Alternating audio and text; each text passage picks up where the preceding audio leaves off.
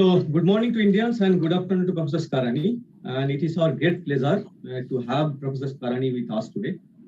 And we thank him for joining us. And Professor Skarani is very renowned in our field. And in fact, needs no introduction to the PhD students or faculties in the field of quantum information theory, quantum foundations, and quantum optics. But as I mentioned, that there are around 15,000 registered students who are willing to do PhD or do research in this field.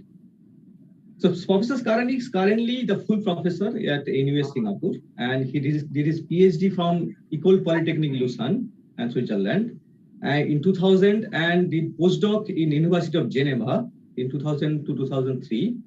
And he joined as an associate professor in NUS Singapore in 2007, and eventually became full professor in 2011. Professor Skarani has published around 200 research articles according to Google, and with a very high H index, which is 66. And he has also written 3 books. And one of them I personally want to mention is a popular book. It's title is First Encounter with Quantum Theory. It is very, very interesting, a very nice book. And it is available in India. I bought it in India. It is, the price is a little high. And there is another book on quantum non-locality, which is published by Oxford University Press. And students may take a look, a glimpse of it, the first chapter of it in the archive. It is available, and you can understand that how the book is. And he's a senior editor of the Journal of Physics, and he's a recipient of many high-valued research grants and quite a number of awards. Yeah, I have seen the 10 million awards, 10 million grant he had. So to name a few, he is a recipient of Outstanding Faculty Awards in NUS in 2012, Singapore National Science Award in 2008, and also the Paul Anspets Award from Austria in 2017. So today we got the opportunity to listen to him, and we'll be talking about the optimal discrimination of optical modes. And I request the students to listen to him carefully and ask questions in the chat box, either in the those who are in the Zoom platform, they can ask there, and they may have the opportunity to ask directly.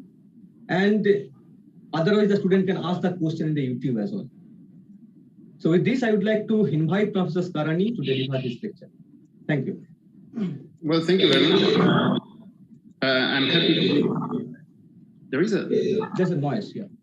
Yes. It was not there a few minutes before. Is it me? No, it's okay. It's fine now. Please continue.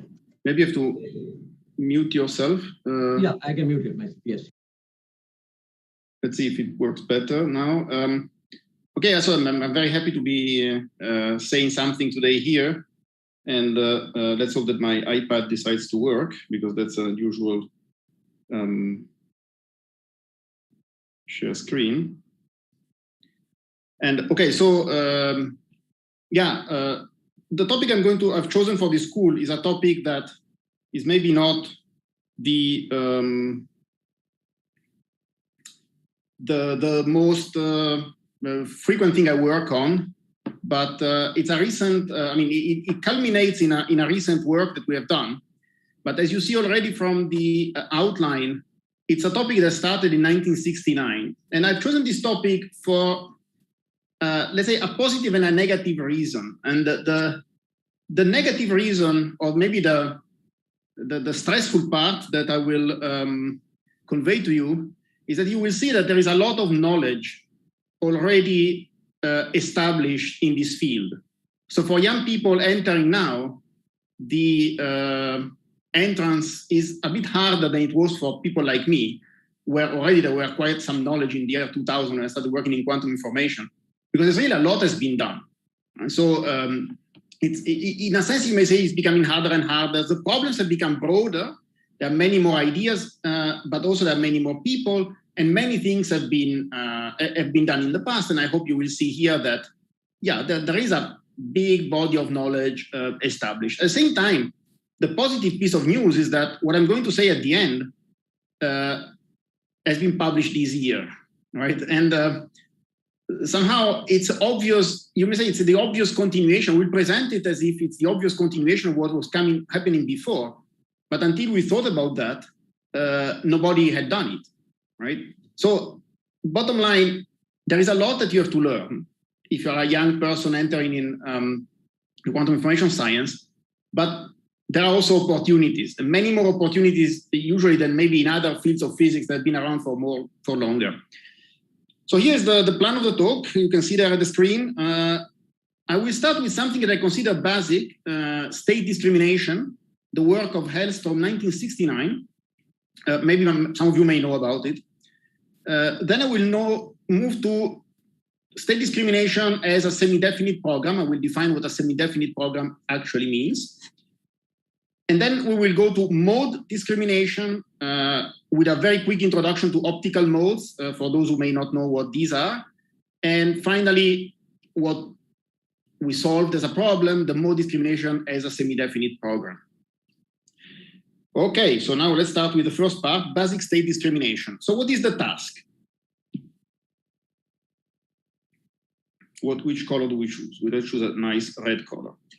The task is, there is a source here, that's a source producing some states. And let's say that I have a promise that the source produces either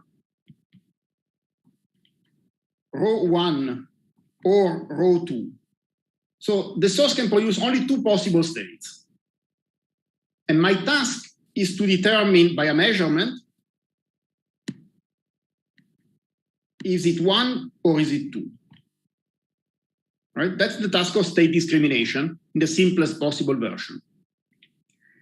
And okay, let's try to solve it. And this is what the solution of Hellstrom. So I'm going to make an assumption. Some of these things can be proved to be optimal at some point, but I will try to keep it simple here. So let me just make an assumption. And I'm going to assume that the measurement is projective and of course has 2 outcomes. So this measurement really, it has 2 outcomes, 1 and 2. And the rule is very simple. The rule is, if I see outcome 1, I will guess that the state was row 1. And if I see outcome 2, I will guess that the state is row 2. Now, I'm pretty sure you all know, if you are here, that in quantum mechanics, if these 2 states are not orthogonal, there is no measurement that can discriminate them perfectly with 100% success probability. And that's, of course, the interesting situation, right? The situation when these 2 states are not orthogonal. If they are orthogonal, I mean, we can all find a measurement such that the success is guaranteed. So now this assumption on the measurement means that this measurement is characterized by 2 operators. There is a projector pi1 and a projector pi2, but because there are only 2 outcomes and it's projective, this is just the identity minus pi1. And so what is the thing that I want to compute? I want to compute the guessing probability. What is the guessing probability? Okay, let's give it a try. The probability of guessing is, well, the probability, so it is the probability that the state is 1 times the probability that I get, okay, let me change a little bit the notation, the probability of row 1 times the probability that I get the outcome 1 given that I had row 1, plus the probability of that the state was row 2 times the probability that I get the outcome 2 given that the state was row 2. And this is what? Well, let me call this one P1 for the sake of the argument. This is P2, of course, is 1 minus P1. And these, okay, here we use quantum theory, right? So the probability of getting the result 1 given that the state is row 1 is trace of row 1 pi 1. And this is trace of row 2 pi 2, right? But now I have this relation here. I have that pi 2 is equal to 1 minus pi 1. So if I rearrange these terms according to this knowledge, well, you can check that what I'm going to write is correct. I did it yesterday on my notes here. You get these.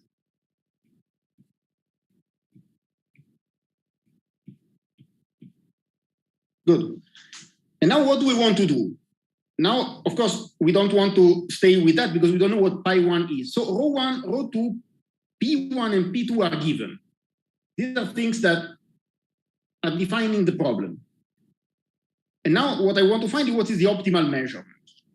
And so I would like to find the maximum probability of guessing on the measurement, which if you go through these equations, P2 cannot be touched, so it's the maximum of P1 on that measurement, on that term.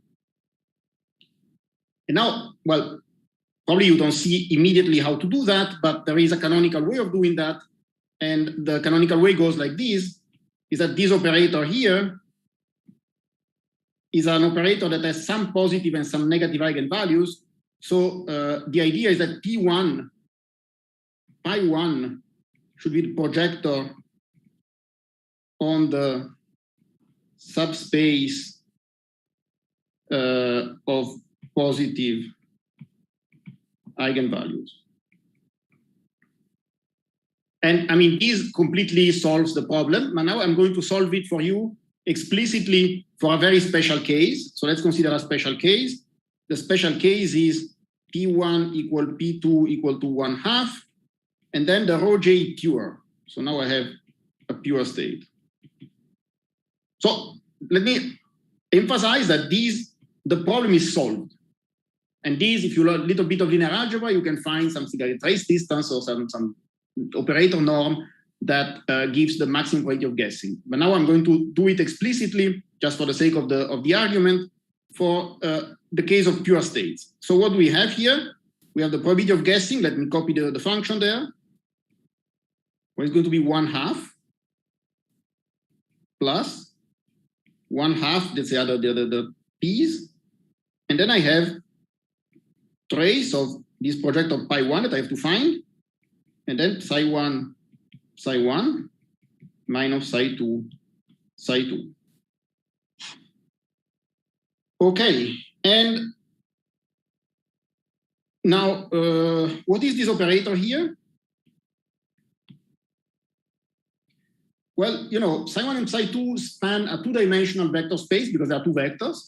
And so I can consider a basis 0 and 1 of that space, in which I can always parameterize psi1 like cos alpha 0 plus sin alpha 1, and psi2 as cos alpha 0 minus sin alpha 1. That's without loss of generality, because the only thing that matters is the scalar product psi1 psi2, that is cos square of alpha minus sin square of alpha, right? Okay, I could put some complex number there that are not going to matter, so let me just do it real. And so if you look what that operator there looks like, under this parameterization, so let me call maybe this operator here, I call it A. Under this parameterization, A looks like what? Well, let's try to compute the projectors, right? The projector on psi1 is C square, CS, CS S square. And the projector on psi2 is C square minus CS minus CS S square. Of course, C is cos alpha and S is sin alpha. And so this looks pretty much like 2 times CS sigma X. Okay, for those who maybe are not familiar with the Pauli matrices, 0, 1, 1, 0. And by the way, interestingly enough, you recognize that here, this cos square minus C square, this is known as cos of 2 alpha, and this guy is known as sin of 2 alpha. Okay? So what are the eigenvalues of this operator A? Well, the eigenvalues are plus and minus 1 of the matrix, so plus sin alpha and minus sin alpha. And so the result is that what I want to do? Well, to maximize the pi1, to maximize the trace.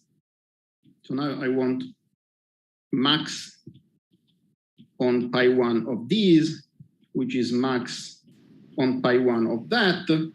And of course, the highest value is if I pick the space with positive eigenvalue and I don't look at the space with negative eigenvalue. And so this maximization will lead to 1/2 plus 1/2 times sin 2 alpha. And what is sin 2 alpha? Well, this is 1/2 plus 1/2 square root of 1 minus cos 2 alpha squared. And what is cos 2 alpha is the scalar product. So ultimately, let me write it as a beautiful formula at the end. The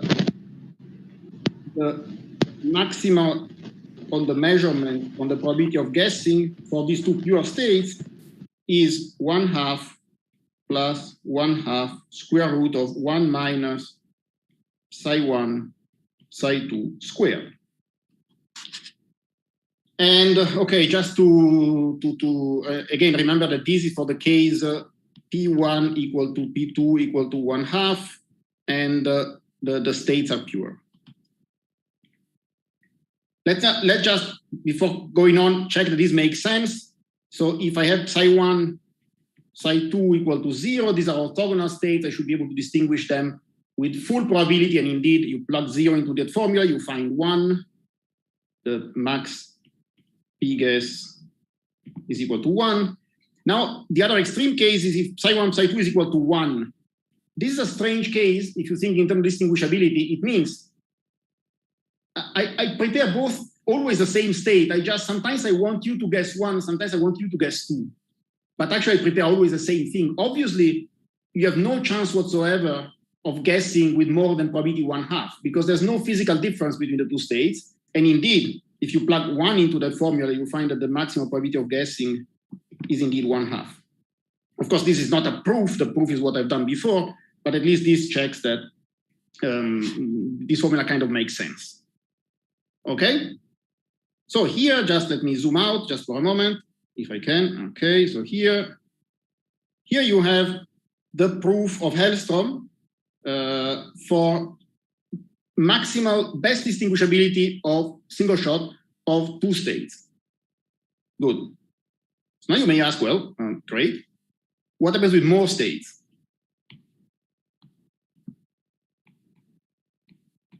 Right, so now the scenario is exactly the same. There's a source, and there is a measurement here. But now the problem is that the source can emit the states row 1, row 2, row 3, row, how many they put? N, let's say.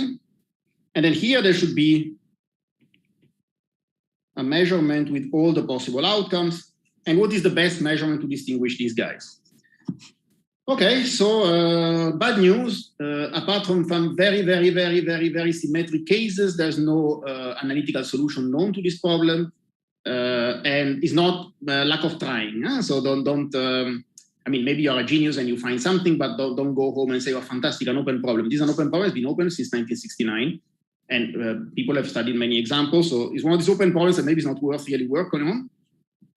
I will tell you first one thing that is analytical, and then I will tell you the second part of the talk, which is the STP. Okay, so a famous analytical example. So in this case, there is a systematic construction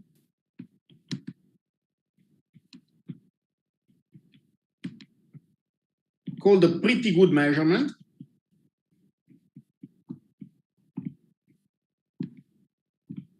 It's a POVM. And the POVM is like that. So the pi j is something equal, almost equal to the state times its probability. Now, the only problem if I were to leave it like this, the problem is that the sum of these fellows over j is different from the identity. So it's not as written, is not a valid POVM.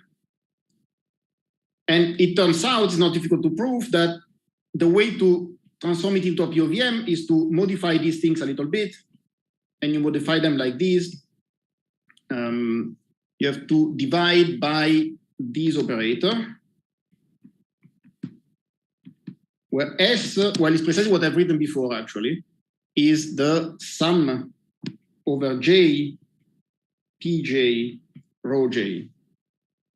And now it's not difficult to prove that indeed all these are positive operators anyway, and then the sum over the pj's constructed like that is indeed equal to 1 on the support of the family of this family of states.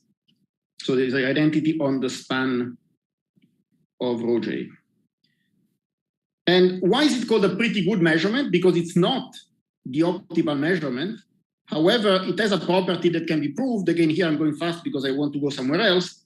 The property is that the probability of guessing correctly in the pretty good measurement is lower bounded by the probability of guessing squared, right? So for instance, if your real probability of guessing, the real maximum, if you were able to optimize, to solve the optimization analytically here, if you were able to optimize this perfectly, you get some number, whatever that is. Maybe we're not able to do it.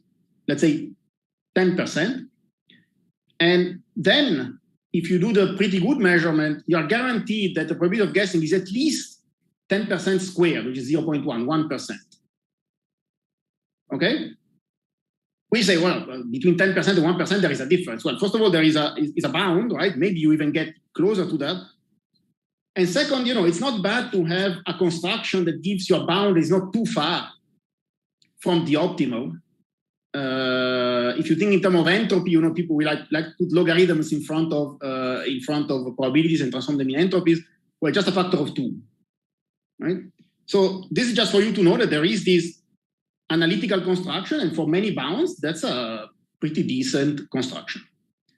However, we have a numerical way of finding the best measurement. So now let me zoom off this guy. And here is the construction that we are going to employ. So here I already prepared it because otherwise I would spend a lot of time just reading this. Let me bring it now to the fore and enlarge. Okay. So here we are. What is this thing? So the idea is to try to encode the information that we have on the states in a matrix. And now I'm going to redo it. So this is the, remember in my table of contents, I have point number 2, state discrimination as a semi-definite program. And that's where we are now. So here we are at point number 2.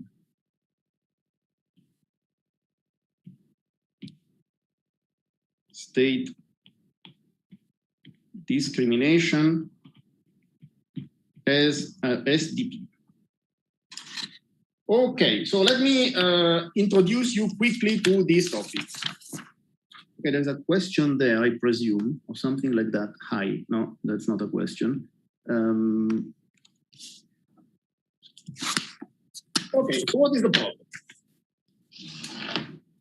The problem we need to solve, I will do it for pure states and for probability. Well, okay, whatever. So we want here to compute, so the probability of guessing is, of course, as before, sum over k equal 1 to n, pk trace of pi k times rho k. And now we want to solve an optimization problem, which is max over the measurement with these guys of, so max here. Sorry, the max should be done before in this case.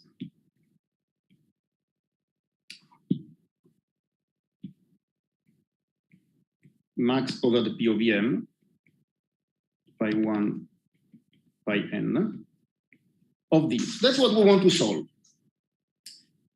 And okay, well, I will do it as an SDP only for 2 pure states. You may say, well, why do you do that? We know already a solution. Well, because you are going to see that it's going to be very cumbersome. There will be a lot of notations. So just as well that I introduce it with the simplest example, and then hopefully you understand how that generalizes. So what is the idea now? The idea is to write this following matrix. Okay, so let's go through this matrix. What are the elements of the matrix? A symmetric matrix, and the entries, so that the columns and the lines are indexed by the following thing. The state psi1 that I want to discriminate from the state psi2. Then I have the operator, so the vector that consists in taking psi1 and applying the projector pi1 on it. Pi1 times psi2, pi2 times psi1, and pi2 times psi2. And the columns are the same. So let's see what we know about this matrix.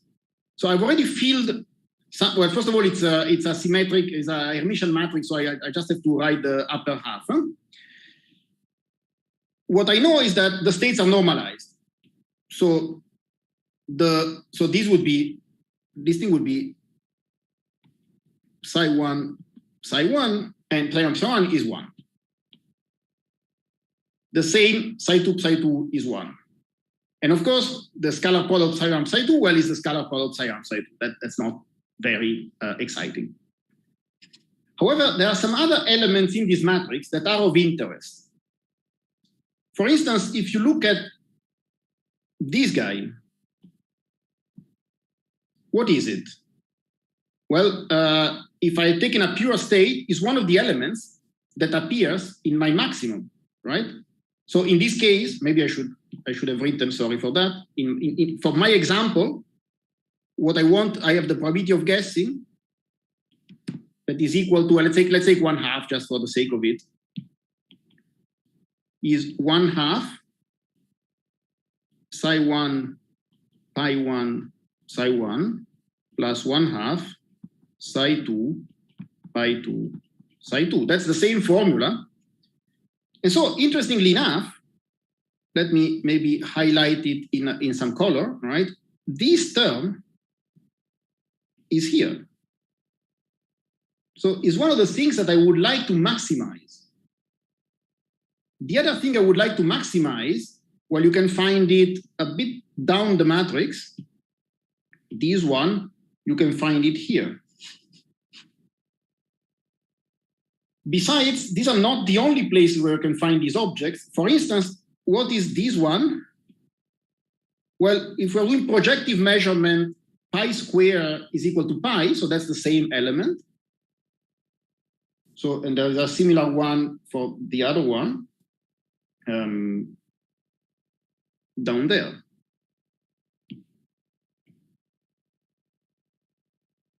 And then there are some strange things, some things that I don't know exactly what that means. For instance, this guy is what? Well, this is, I take the projector pi1, I apply it on the state psi2, and then I consider a scalar product with state psi1.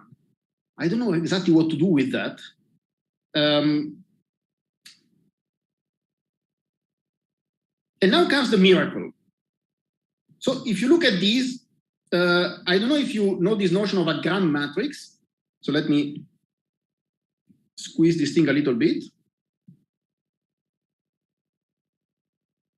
Okay, here we are. So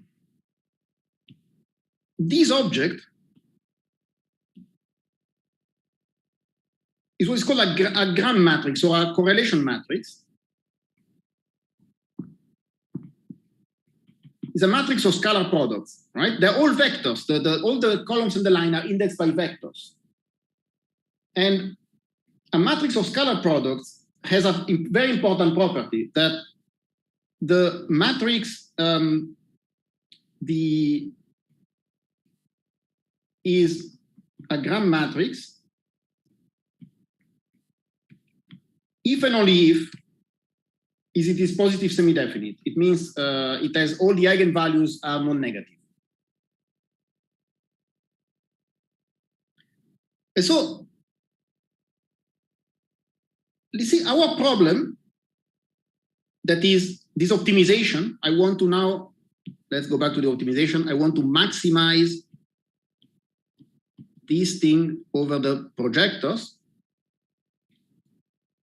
has become something like,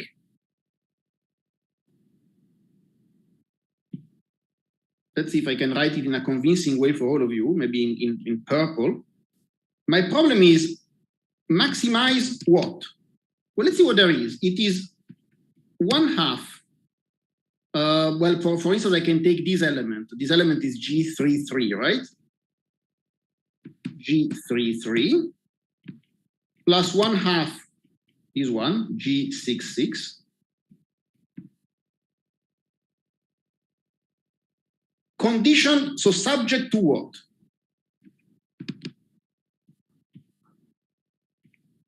Well, I want the Gram matrix to be positive. And then I want some elements to be equal. For instance, I want, what is this one? This one is G first line, third column. For instance, I would like the subject that G13 is equal to G33. I had that G26 is equal to G66. And if you look carefully, there are some other elements that are equal in this matrix that you know by what they are, that they are going to be equal. Again, for instance, let's say this guy, there's a pi square, so this guy is equal to that guy, right? Because pi square and so on, okay? So there are some other constraints of equality and a few others, okay? So you see how we reduce the problem to a problem where the question is, I give you a matrix, 6 by 6, and I want to find the, well, okay, if I write it like this, I should also say that something like, sorry, I should write here that G11 is equal to 1, G22 is equal to 1, and G12 is equal to psi 1, psi 2, and its Hermitian. Okay, so okay, there are a few constraints there on this matrix. So the idea is really this.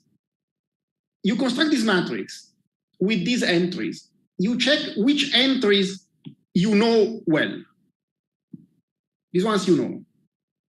You check which entries encode what is called your objective function, the things you want to maximize, this one and this one. And then you check which equality constraints you have in the matrix. This element is equal to this element is equal to that element, and so on. And now that's how the problem looks like. Now you may say, well, that's fantastic, but I don't know how to solve this problem. Okay, neither do I, but this is an example of what is called a semi-definite problem. And let me give you the general definition of the SDP. This is the one you find in the textbook. And then I compare with mine.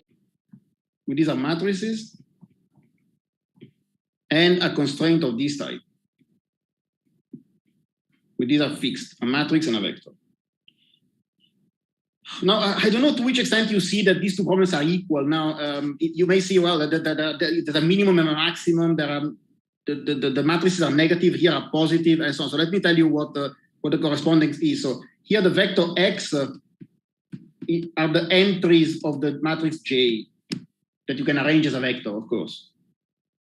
So this C vector would be the one that tells you is 1/2 multiplying G33 is 1/2 multiplying G66 and is 0 all over the place elsewhere. And then if these are the entries of G, this is just Fi can be a matrix of this type. Right? You just put all the matrices with ones and maybe with -1 so that you can take care of this term. And of course, these equality constraints are the same as my equality constraints here. Okay, great. So now you learned what is an SDP, and you may say again, thank you for the information, right? Why would I care that this is an SDP? Well, it's because there is something very beautiful with an SDP, is that, so this is a minimum, right? So let me tell you how SDP works in a computer. So here is the axis I want to solve, right? And I'm trying to find a minimum. So what I'm going to do, well, the typical way to find a minimum is to start from high and try to move down, right? And so let's suppose that you have an algorithm that tries to get this minimum. Okay? This you can do with any MATLAB, whatever thing. But if it's an SDP, there are softwares that can create what is called a dual problem. And the dual problem is a very beautiful feature, is that it starts from low and it goes higher. Let me call it this, the solution of the dual. And then you have the guarantee that the real solution is in there. So you see, it's not just let's try to find a minimum and let's hope I find it, right? it's really like my minimum cannot be too different, cannot be too far from what I found, because I can find the maximum of the dual, and the maximum of the dual is supposed to be below the minimum of the primer. Okay? Okay, why does it work and so on? I don't have time to explain to you today, but that's what is beautiful in SDP. So the takeaway message, if you want just this one, is that SDP is numerics, of course, but not what we call heuristics. Heuristics will be just this part. Just start high and try to go lower, and let's see where you end up. Like a Monte Carlo algorithm is a heuristic algorithm. You never know if you have hit the global minimum. You might have hit a partial minimum. You might have started somewhere wrong. SDP, because it's a convex problem, it doesn't have many minima. And so it has this beautiful feature that you can come both from above and from below.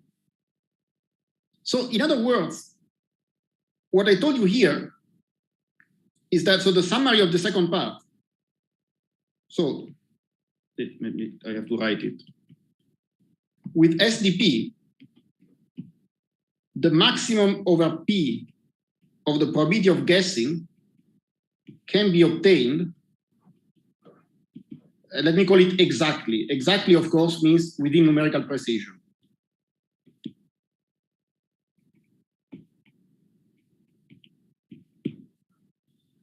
For every set of states. I hope you appreciate why now I didn't do it for 3 states, because for 3 states, the matrix would be 9 by 9, right? I would have the 3 states, 12 by 12.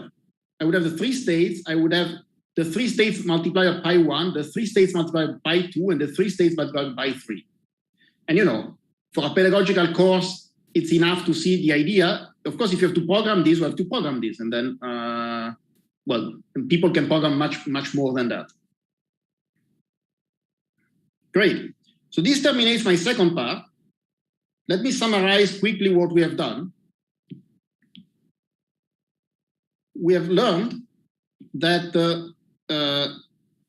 we know how to discriminate the best probability of discriminating between n arbitrary states. And now I'm going to move to the part 3. So let's discriminate optical modes.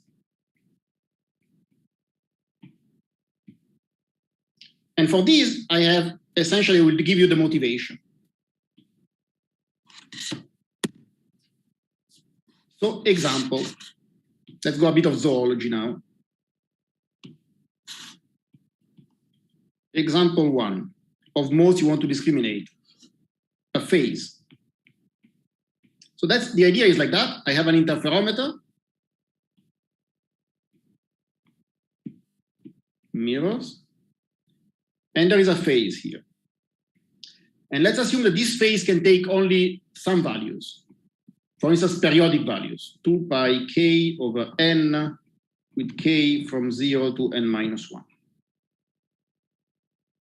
And so again, that's my promise. The promise is I am going to prepare for you 1 out of n phases. Your task is to send light into that and tell me which phase it is. Of course, there are some detectors here. Huh? So actually, in general, sorry, I erased a bit too much.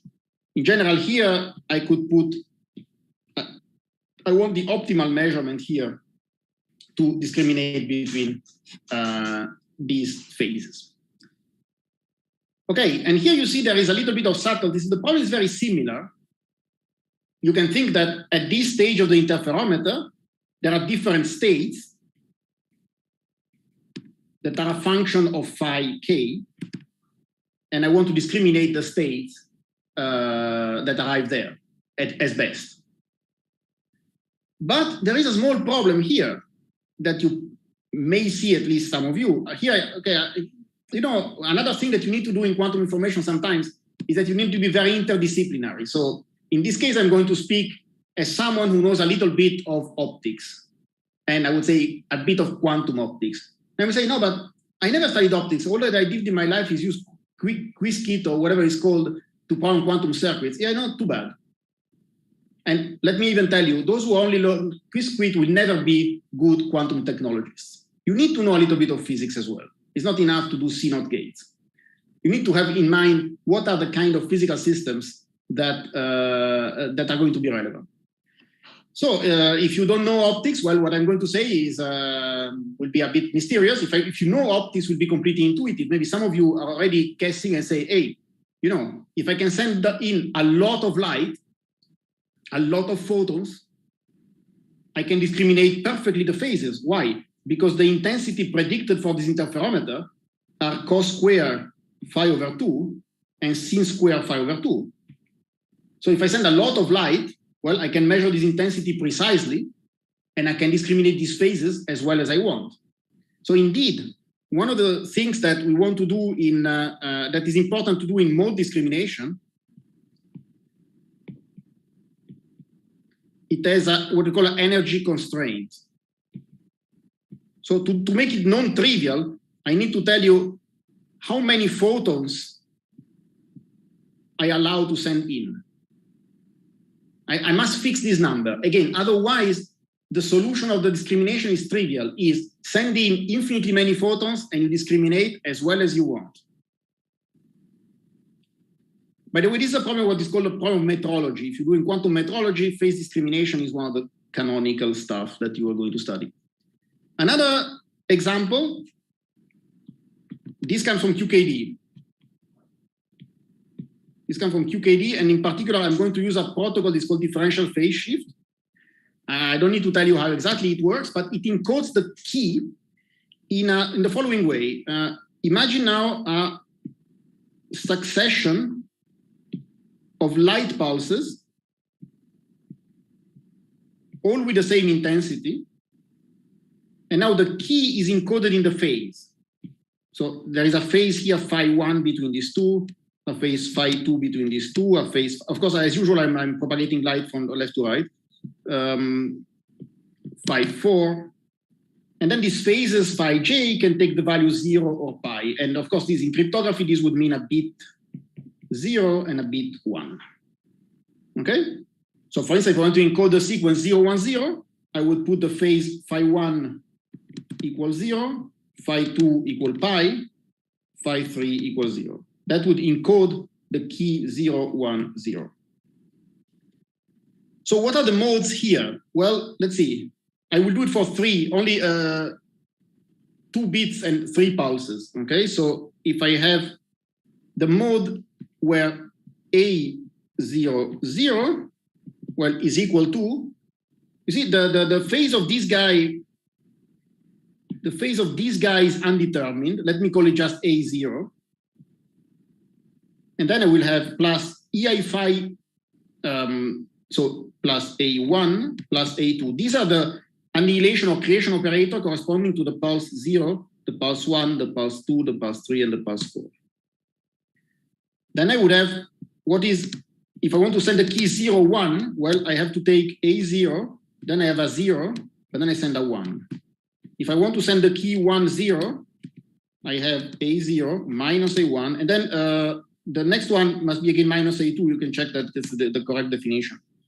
And then A11 would be A0 minus A1 plus A2. Okay, so the general mode I'm using is A phi 1 phi 2 is equal to A0 plus A1 EI phi 1 plus A2 EI phi 2. And I've omitted the fact that, of course, all this must be correctly normalized as square root of 3 here, but okay. So now these are valid optical modes. And now, you see, now is a cryptographic problem, for instance, right? You are Eve, and you want to discriminate. You know that, let's say there are a key of length 3, of course, is a very stupid length, right? You need much longer length. But let's take for the sake of the argument again. You have a key of length 3, and you want to discriminate between these 4 modes. If you can discriminate between these 4 modes, you will get the key 0, 0, 0, 1, 1, 0, or 1, 1. So can you discriminate between these modes? If I put, let's say, 0.1 photons per pulse in each pulse. Again, if I put 20 photons per pulse in each pulse, it's doomed. Yes, you can discriminate. Okay, third example, just again to fix your ideas. Third example, well, just polarization. Okay, that's really the simplest possible one. So I have my beam of light propagating. And let's say that I tell you that either I prepare a horizontally polarized photon, horizontal, or I prepare a diagonally polarized photons.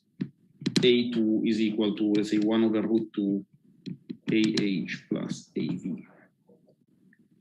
And again, you would like to discriminate between these two things because, I don't know, BBA92 protocol of cryptography or any other reason why you want to discriminate between two polarizations. And of course, I could put more polarizations, right?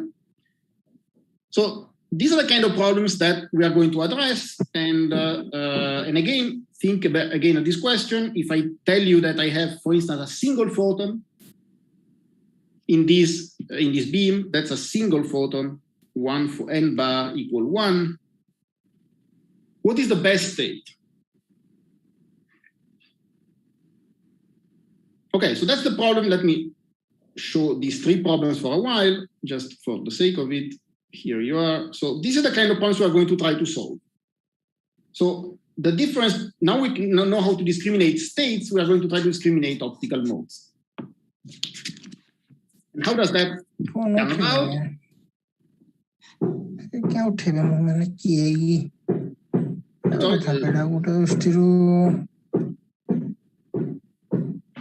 I'm sorry. So the person speaking, I cannot hear anything, unfortunately. I see a question here. Is there a unique? So there is here. Is there a unique? Can the person speaking please be muted? Because I don't know. And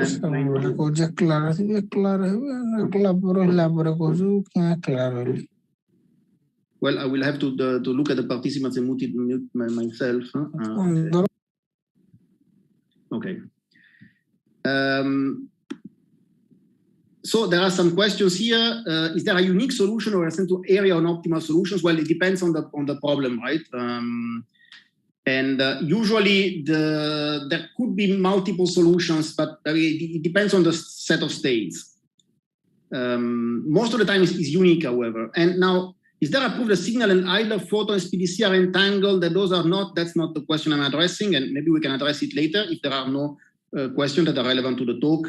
And by the way, well, it's a very imprecise question that I could comment a lot, but let me move on with the talk first, and then maybe if we have time, we can address other related questions.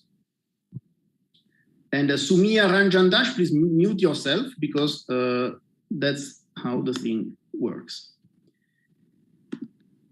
Okay, so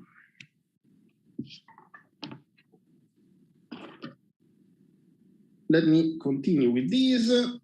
So what are we going to do? Okay, here I'm going to use the formalism of quantum optics. For those who have never seen it, at least you see it the first time. There's always a first time. So the way to formalize this problem goes like that. So I have I will do what we call the channel discrimination. Later I will tell you why I'm saying this. So the problem looks like this. The modes, the change of mode is something.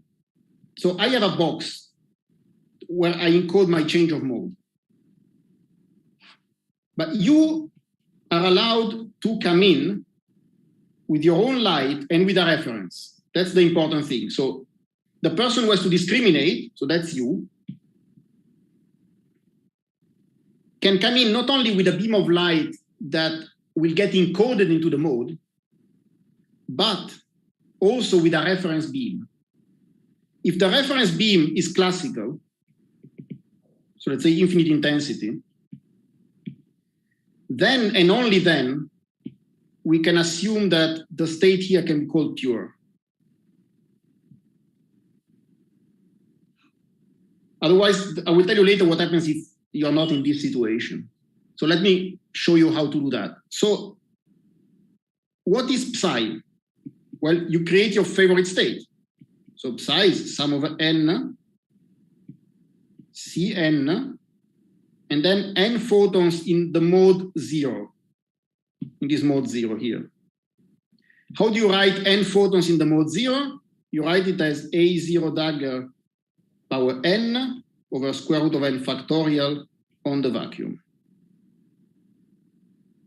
That's your psi that you can send in. So you can choose the coefficients. You're free. Let me highlight this. You're free to choose these coefficients. And now this state goes through the box, and then it will become psi j. And psi j is exactly the same thing. But now the mode has become AJ. And now I want to distinguish the task. Distinguish among the psi j with an energy constraint. How do we write that? Well, a simple calculation that I will not do it here shows you that the overlap, so the gram matrix psi I psi j is equal to this sum over n Cn square Kij. Oh, you see, I'm stupid. I should have introduced this thing. The Kij discriminates the modes. So the modes are defined by AI Aj dagger is equal to Kij identity with Kij in modulus smaller than 1 and a complex number. So this is the definition of the modes that we want to distinguish. And it turns out that, I mean, not surprisingly, right, that the overlap of the modes translates into an overlap of the states. And so what do I have? Well, I have my beautiful SDP.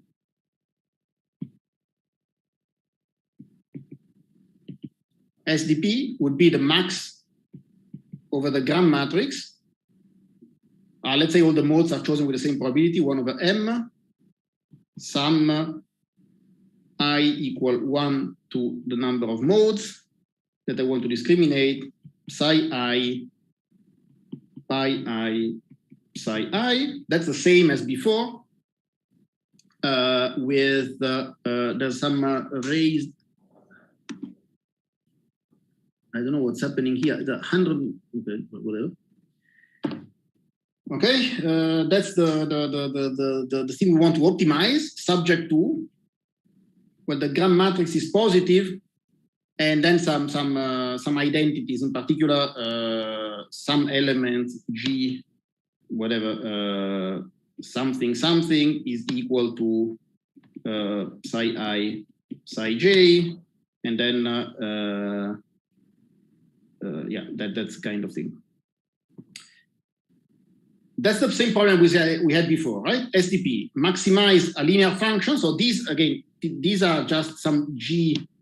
Before we had G33 and G66, right? Remember, these are those kind of elements of the matrix. So you have to find which elements of the matrix appear in the, so here, let's say some G's, Gij's, subject to the matrix being positive and some other constraints.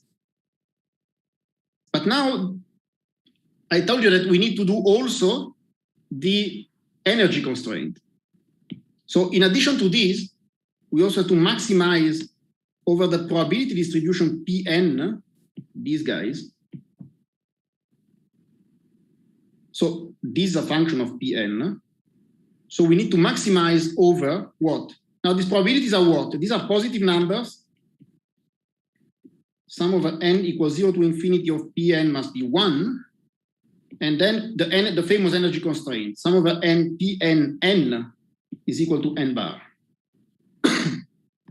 So essentially this program, this SDP, is all an SDP, and will spit out the Pn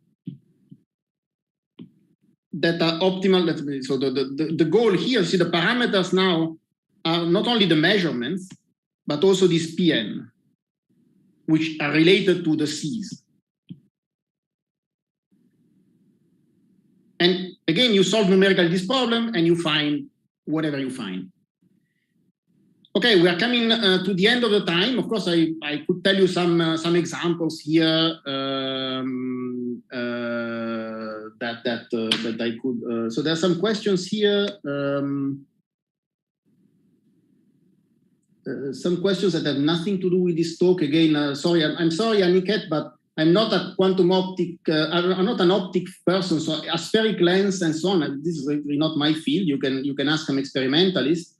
And about field energies around the photons, since something that is not within my competence. Now, the question about the channel discrimination scenario and source discrimination scenario. So let me tell you what this is, and then we can finish, and then we can have other questions. So the channel discrimination scenario, as I told you, is this. So I give you a channel that is promised to transform your favorite mode into one of the AJ. The advantage, if you're in this scenario, is that you have access to the source. And so you can create a classical reference field. Now, what is the source discriminating scenario? This is typical of cryptography. Source discrimination. And this is the following scenario, that I prepare my states in a box and I send them out. Okay? Now, the thing here is that if the source is in my hands and not in your hands, you cannot create a reference beam. You cannot synchronize the phase of these two beams. Okay? So what happens here? Well, it happens that the state that you see here can only be a mixed state. Rho seen by you is a mixed state. And so the problem is a bit different. Okay, so people are really apparently a bit concerned about the physical meaning of probability of guessing.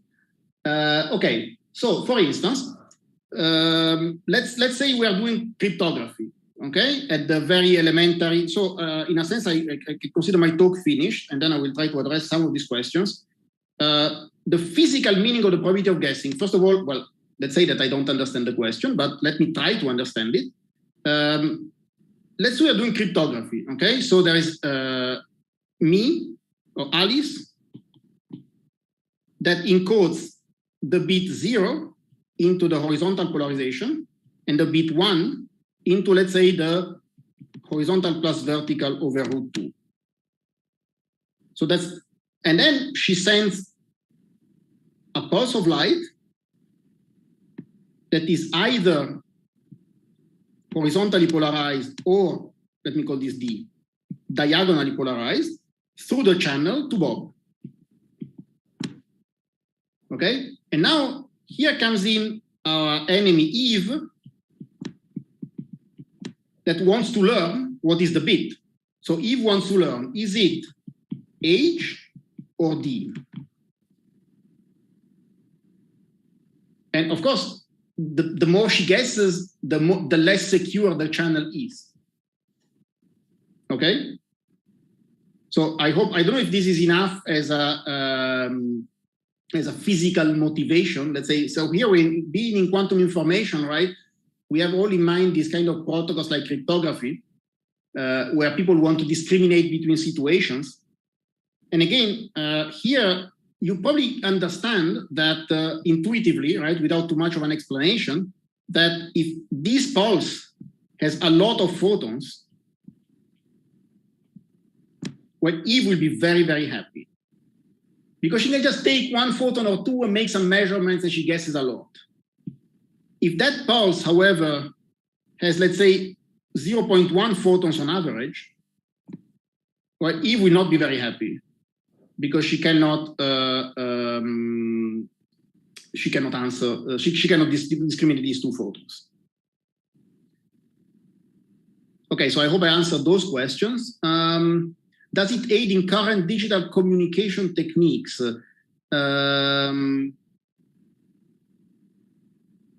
Well, current, no. I mean, okay. In the current digital communication techniques, people don't try to hide information. I mean,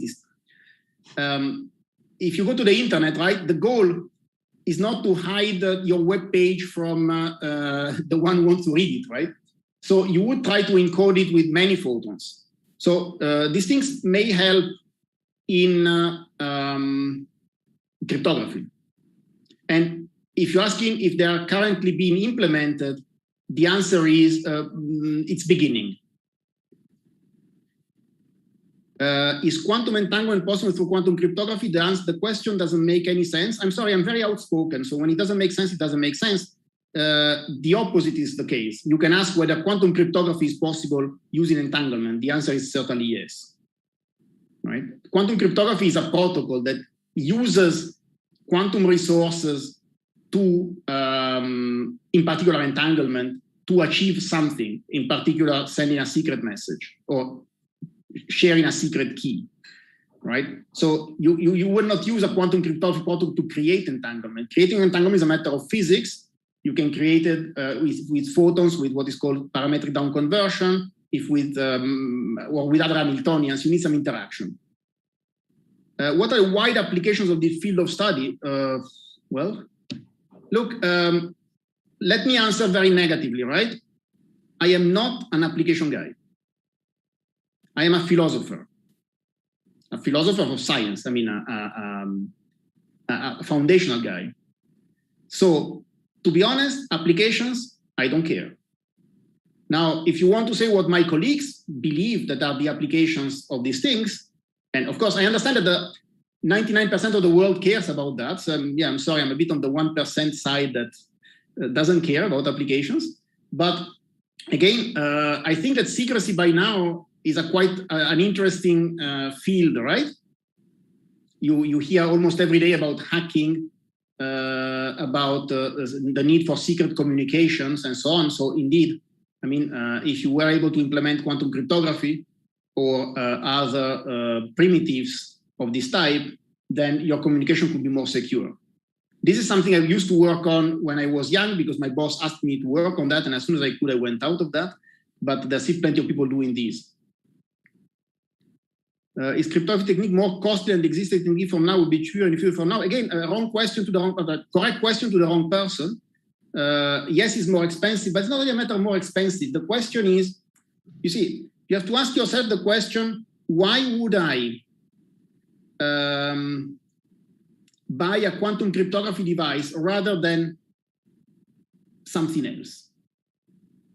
Right? So it's not a matter of cheaper or expensive. There are all kinds of other considerations, like is it easy to deploy? Is it applicable in a network? The answer is no so far. Is it, what level of security do I want, right? Because in this moment, for instance, talking to you guys, I'm not using any encryption because I don't care. You can publish my words on any social media, but maybe you can encrypt a little bit. Maybe you can encrypt a bit more, and some things must be encrypted to death, right? So quantum cryptography would be on the kind of paranoid edge when your encryption must be very, very secure. Alok, you have something to say? Yeah, I just wanted to say if you can tell something about this two-state discrimination thing, that is minimum error and unambiguous state discrimination. What is the difference and similarities and purposes? Okay, so the question of alloc is about is something I've not touched in my course. Is about single shot versus unambiguous state discrimination.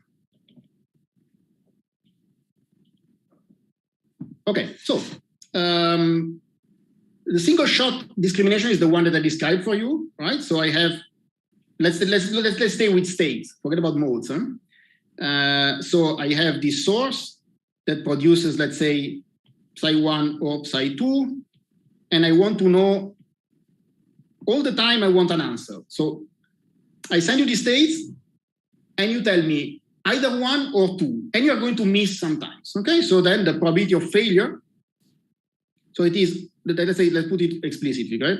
So the every time answer. And so, of course, sometimes you're going to fail. If psi1, psi2 is different from 0. And we know by now how much, right? So you would fail with probability 1/2 minus 1/2 square root of 1 minus psi1, psi2 squared. So that's the probability of failure, is 1 minus the probability of success. Okay? So this is what we discussed here. We discussed that. Now you could do another trick. You could say, well, okay, I take my same scenario, psi1 or psi2, but I can give 3 answers, 1, 2, or I don't know. And here the goal is each time you answer, it must be correct. What is the price to pay? Sometimes you answer that you don't know. So sorry, each time you answer 1 or 2, it must identify correctly the state. That's what is called unambiguous state discrimination. And sometimes you have to answer, well, sorry, I don't know. Let me give you a very simple example on how you do that with photons, since I like quantum optics. So imagine that I have to distinguish between the states cos theta h plus sin theta v and cos theta h minus sin theta v. Okay? And let's assume that cos theta is larger than sin theta, just for the sake of the argument. So what could I do? I could take a polarizing beam splitter, and then my photons H take this path, my photons V takes this path. Or better said, the amplitude H takes the horizontal path, the upper path, the vertical amplitude takes the lower path. Interestingly enough, when you reach the second PBS, the horizontal will continue go, and the vertical will also continue, will be reflected. So you find them both here. So at the end of the day, you find your 2 amplitudes there. What are the amplitudes? Well, here we have cos theta, and here we have plus or minus sin theta. But now, let me change the setup, and I put some losses. Well, maybe let me draw it as a quantum optics person would draw it, as a beam splitter. Splits the beam like that. So here there are some losses. And the losses can be tuned so that T time cos theta equal to sin theta. So this T is the transmittivity of the beam splitter, and the reflectivity is this one. So let's see what happens. The very funny thing that happened here. At the output here, what do I have? I have my H is T cos theta, H. And then I have plus or minus sin theta, V. But if T cos theta is equal to sin theta, then this is equal to square root of 2 sin theta H plus or minus V over root 2. And now, these two states are perfectly distinguishable. So on this beam, I can make a measurement that distinguishes whether it was plus or it was minus, whether it was plus or it was minus. What has been the price to pay? Well, the price to pay is that sometimes my photon comes out there. And then, of course, I don't know which one it was, because it's in a beam that was certainly H, and H was present in both. And by the way, this construction is actually optimal. So so here you see that there is a measurement with three outcomes. There is the outcome plus, the outcome minus, and the outcome I don't know. It's a measurement on a qubit that has three outcomes called the P of M.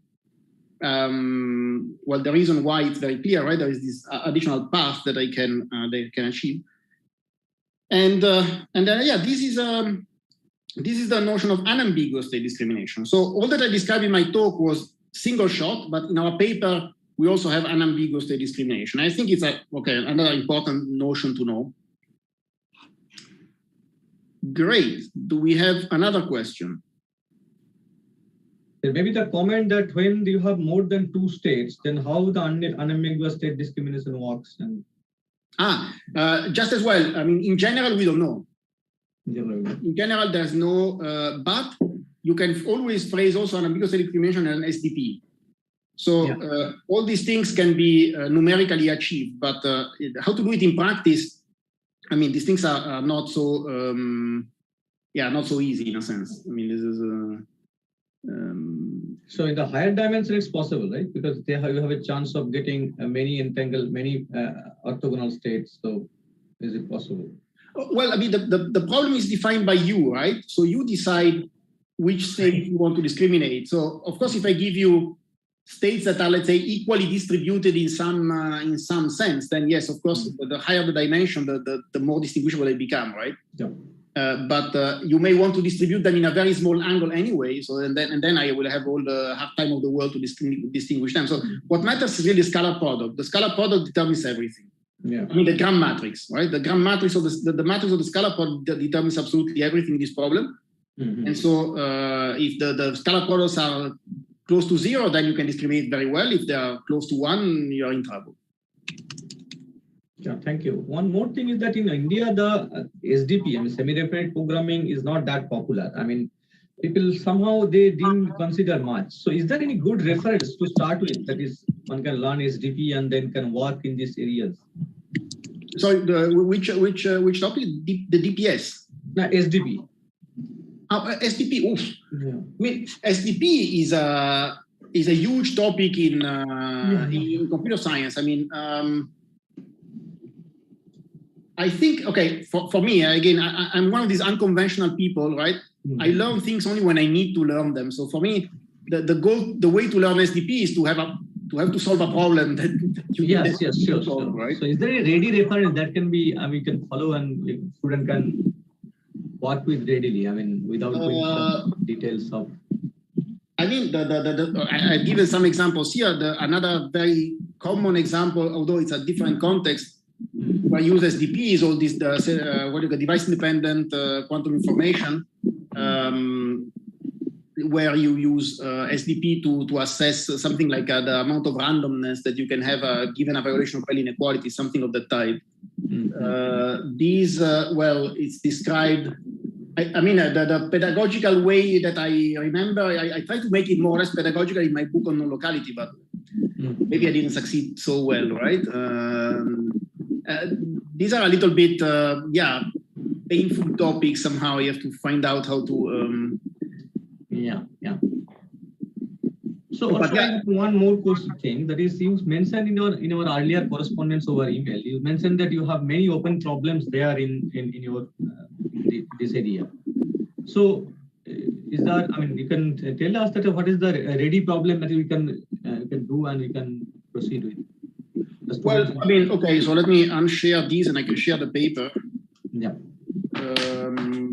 Let me see if I can share my paper now, but this being Zoom, I need to open it first. Give me a second. Which one is that? This one? No, of course I got the wrong one. If you have any questions, students, so you can ask and directly from the Zoom platform. I have not seen the share screen. Okay, so this is our paper that some of you might have seen, is referenced there. There are kind of equations that you might recognize at some point. But I mean, you see, essentially, when we come to the examples, right, what have we done as examples, case studies? We've studied, I think, more or less exhaustively the case of two modes. So discrimination of two modes is as beautiful as this. Then we studied what? Let's see, what is this? This is okay, that's another canonical case, is the computational and Fourier transform based. Sorry, there's another case before, phase discrimination. That's again canonical, right? You see here you see my arrow probably, right? Yeah. You see here the definition of modes is just you take your basic mode and you add a phase. Yes. Then, and this was already, by the way, this one was already studied, we used it as a calibration because this was already studied analytically before. So we just used it to check that our SDP method recovers exactly what our colleagues previously determined. Then we went to something that is a bit less common. Like, for instance, this is the computation Fourier transform mode. So there is a series of modes that are orthogonal, and the others are the Fourier transforms of them. So somehow the basis that is the mutual unbiased base, if you want to call it.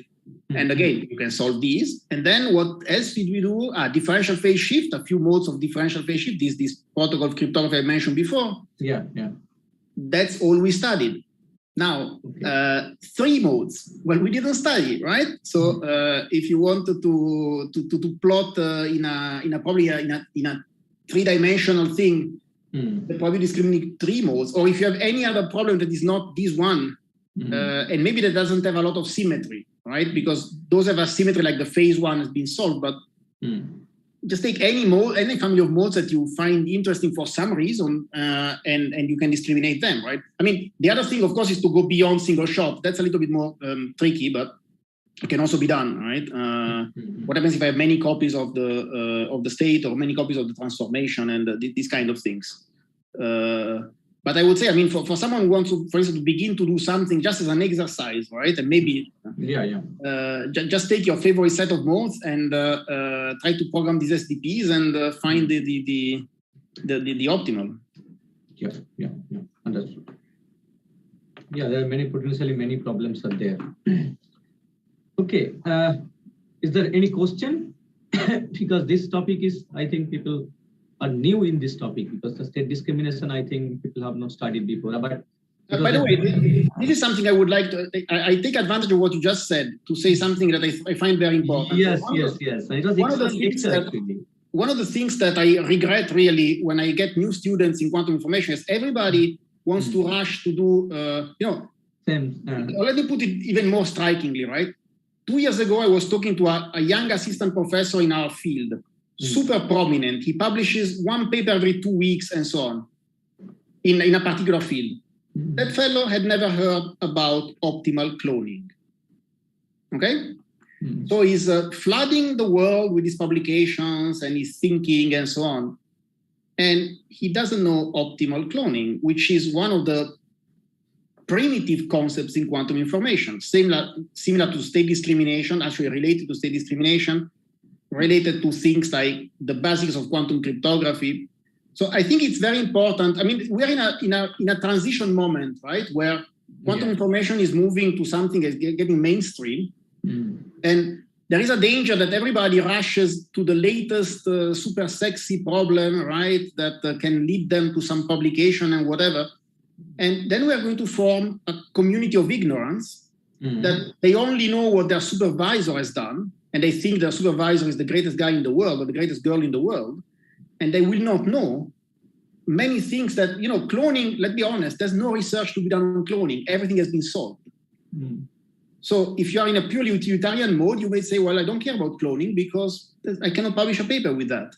Yeah, but, then you are an ignorant. So there are many things there that there are some primitives of quantum information, violation of Bell inequalities. The field is coming to a close little by little. There are still a few things to do and so on. But you need to know what is a violation of Bell inequality. You can't not know it, right?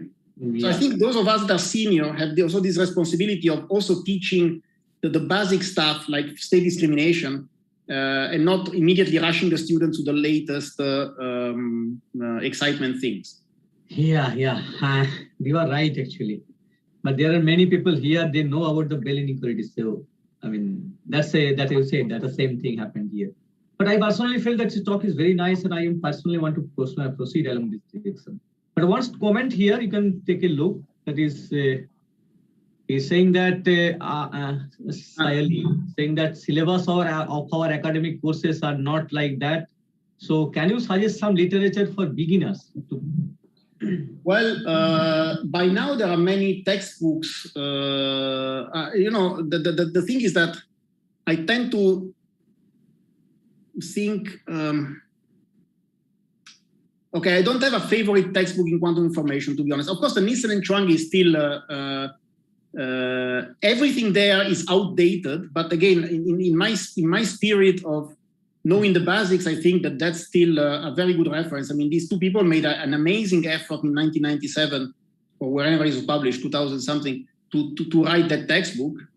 And it's impressive when you go through it, you say, wow, that's, again, every single topic is outdated by now. That's a bit silly, right? But probably that's a good point to start. And then you can look for summer schools, for other things. I don't know. I mean, it's, let me acknowledge my ignorance. I've not, well, I may be teaching quantum information soon, so maybe in the next few years I will write some lecture notes on how I think this should be taught. But otherwise, there are many textbooks out there, and then you can try to find the one that is.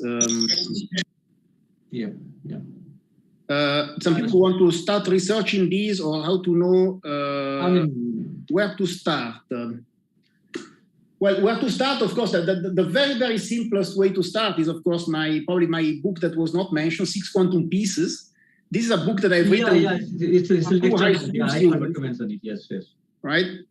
So it's a book I've written with 2 high school students, and there you learn about the super basics of quantum cryptography, no cloning, Bell inequalities, decoherence, and whatever. Now, I mean, keep in mind what I just said, that this was written with 2 junior college students. And was meant for people who before university want to learn something about that. Again, this may give you an idea of the distance. Once you finish that book, you are still infinitely far from anything that could be called research. But I would say for the young people here, for research, don't try to do it on your own. Team up with a senior person. I mean, you can avoid and filter many questions. Not very important. Yeah. Well, you are giving the answer all that. Yeah. So one important question: this quantum piece that is available in the website or somewhere? No, you have to buy it. Okay. Sorry, someone wants to write the title of the book, 6 Quantum Pieces. Well, if we are on record, I should not say what I'm going to say. Okay, understood. My students usually find some Russian website. Okay, understood. We understood. Yes. Download it, right? Otherwise, it can be bought. Okay. No, I'm sorry. Now, guys, one thing I have to say is that I am not going to, I don't take interns and I don't guide people at a distance, and my PhD positions are fully taken for this year. So I'm very sorry. If I enthuse some of you and someone wants to work with me, I have to turn you down and say that, unfortunately, but in India, in your schools, there are plenty of people there very competent that can give you projects. So I'm pretty sure you can find someone near your your area that in particular the organizers of this conference and others, right? They can give you relevant projects. Of course, I can always answer questions. So don't hesitate in writing me emails if you have a question or something. I'm happy to do that. But unfortunately, yeah, I cannot guarantee the direction of a research project. I'm looking for postdocs, incidentally, if someone is interested. But below that, I'm not going to take anybody this year. Okay, thank you very much. And Valerio, thank you very much for this excellent talk, excellent lecture, I should say. And it was very nice to see you. And Professor Panikar, you want to say something? You are muted. There was a problem before. We cannot hear him. Yeah. But he was saying something very good. But okay. I don't know. I mean, Professor Panikar, we couldn't hear you. Well, he's going somewhere else. He's going to some other room, I think. Okay, anyway, I hope I have not been too disappointing and people have learned something. So it was really interesting, really very nice, really very nice. I mean, and he's coming back. Oh, hi. Just wanted to say that very enjoyable talk, and I am certainly going to read your paper because this area is very close to my heart also. Okay, yeah, me too. Thank you. By the way, let me advertise the paper that will go to the archive tomorrow. It's a completely different topic, but I think it's a very exciting topic. So you can also read that one. And mathematically, it's very beautiful as you related it to this gram matrix. Yeah, it is promising. There can be something can be done from there, and yeah. Mm-hmm. Sure. Okay. So with this, Professor Karani, thank you very much once again. Thank you, and thank you to everybody for listening. And I hope we'll meet in person soon. Sure. Let's hope that this terrible virus finishes and we can move again. Sure. Yeah. Okay. Okay. Bye. Thank you. Bye. Thank you, sir. Thank you, sir. So those who are here, the students, you don't say hi. What is it? Hi, good morning, good evening. It's not required. You just only ask questions, right? No unnecessary writing here because you have been given the opportunity to from YouTube to here. So use that opportunity and don't write anything funny. Yeah, Avinash, you are there in the QIQT admin. Right? Can you clear the chat, old chats?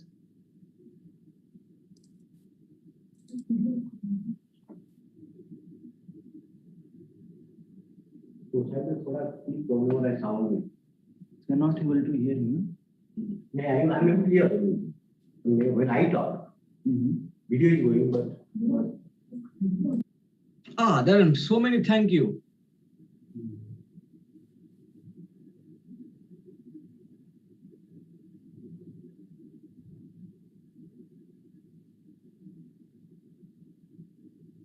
আপনার টক আছে না এরপরে YouTube once again YouTube live has been stopped. Let me see. Stop that. I cannot stop it because they had Abhinav, stop the YouTube live. Yeah, I'm going to stop it.